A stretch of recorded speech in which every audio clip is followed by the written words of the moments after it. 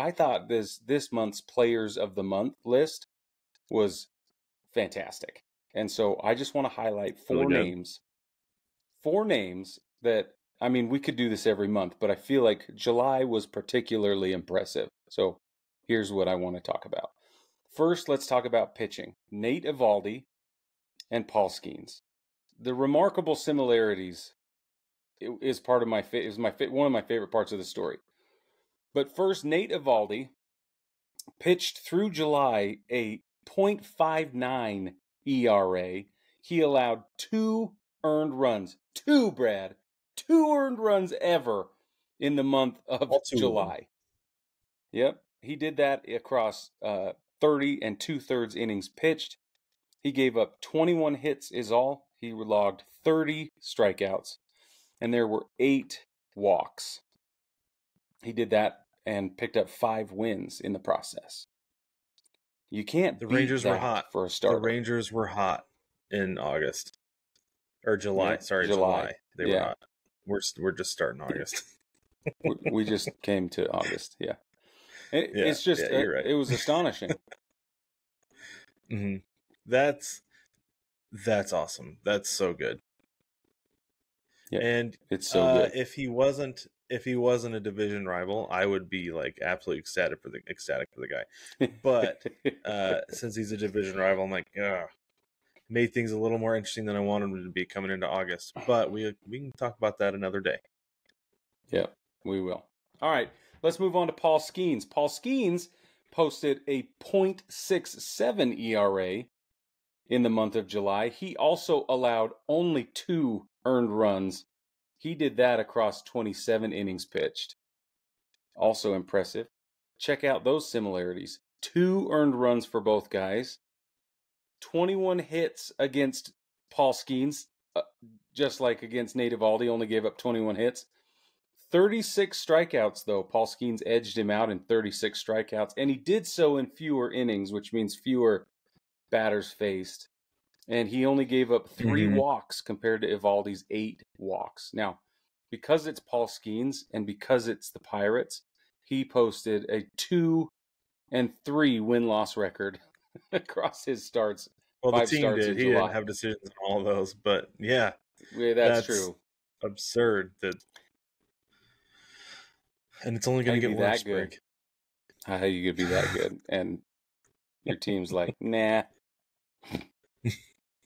We're just not going to give you any run support. That's so. I saw this meme. You know the We're the Millers meme where they're like, I'm only getting paid this much. Well, I'm only getting paid this much. You're getting paid this much. And then the last one is, you guys are getting paid to do this?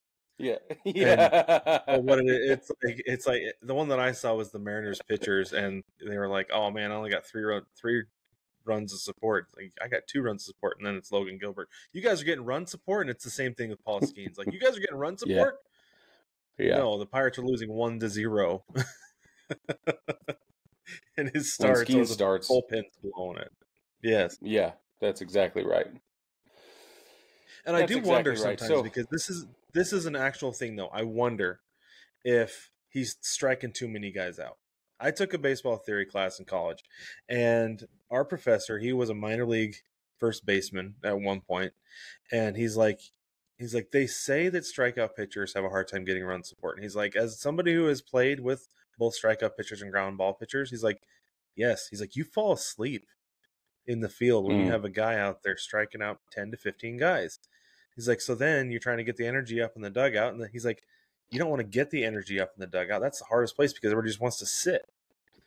Yeah. He's like, so ground ball pitchers, fly ball pitchers, guys who put the ball in play, they get way more run support because everybody's awake, everybody's active and ready to go. And so I'm not saying Skenes needs to not be so dominant, but maybe be a little more democratic and throw some ground balls. I don't know. Yeah, try telling him that. Yeah, I know.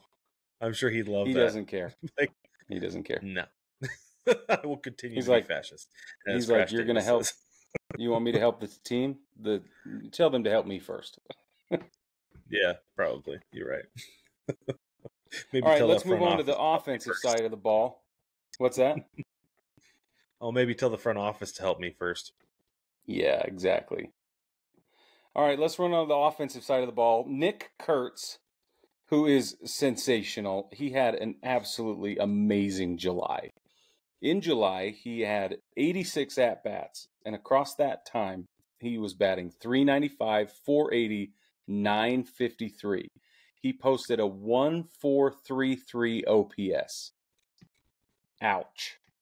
He did that. He clocked 13 doubles, 1 triple, 11 homers, and 27 ribbies, 2 stolen bases, didn't get caught. He's only struck out 30 times. He grounded into a double play 1 time the whole month. 1. In 86 at-bats, he grounded into a double play 1 time. That, to me, is as impressive as anything else. Mm-hmm. So his best performance of the month was July 25th. We talked about this already, but we're going to recap it. He went 6 for 6. He accounted for 8 ribbies, 4 homers in 1 game.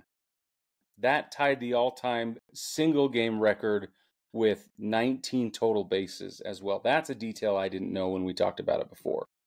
That 19 total bases in a single game. It was we did? There. Yeah. Oh, yeah. Well, I must have blown over it. Maybe, I don't know, or zoned out. I don't know. But the thing you have to understand with this too is that he had a double as well in that, because 4 home runs, that's 16 total bases, plus a double and a single, that's 19. That's an awesome game. Yeah. That's so good. Yeah, and going 6 for 6? Who goes 6 for 6? Come on. A good nickname to go with it. A cool nickname, Big Amish, to go with it. Yep. He's earned a cool nickname. He deserves one. All right, Kyle Stowers also had an incredible July. He plays for the Marlins. 77 at-bats. He's batting .364, .451, .818 with a 1.269 OPS through July. He hit 5 doubles, 10 homers, and 20 ribbies. 2 stolen bases, also was never caught stealing. He only struck out 22 times. He grounded into a double play 1 time, Brad. Also 1 time. He was intentionally walked twice, and on July 13th, he went 5 for 5 against the Orioles.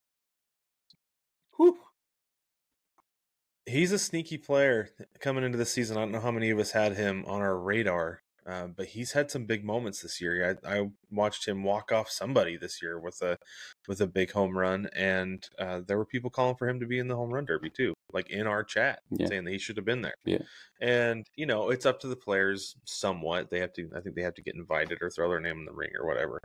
But look out for this guy, though. I mean, the Marlins. The thing that's sneaky about the Marlins is that over the years they've had some really good players come out of there, right? Like, don't forget, obviously Jazz Chisholm, they traded for him, but JT Realmuto was there, Christian Yelich was there, Giancarlo Stanton was there, right? Like, they're one of those teams that's like a pipeline into the rest of the big leagues. And Stowers could be another one of those guys who goes somewhere else and is an MVP contender, or has an outstanding year for somebody, or maybe he has a hot start to one of these seasons over the next couple of years and is a hot trade piece at the deadline.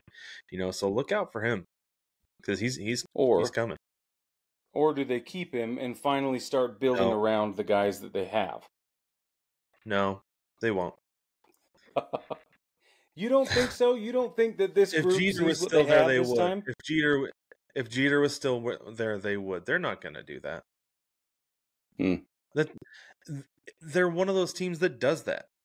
That constantly they draft, develop, and trade. That's what they do. There are certain teams that do that. The Pirates do that. The A's do that. The Marlins do that. The Rockies would do that if anybody was willing to trade with them. But this year they don't have anybody to trade. They didn't really have anybody to trade. They did. They traded them all. So they traded them all to freaking New York. You're right. All 2 of them or whatever. And they were really the only 2 guys aside from their shortstop, who I'm drawing a blank on right now. I'm going to look him up. They have a shortstop or the Yankees. Infielder who's really good. Yeah, how's Ryan McMahon going so far for you, Brick? I don't want to talk about it. Stop. We're not going to. We actually are going to talk about the Yankees. Has been like the big bright spot for the Rockies, and he's still there.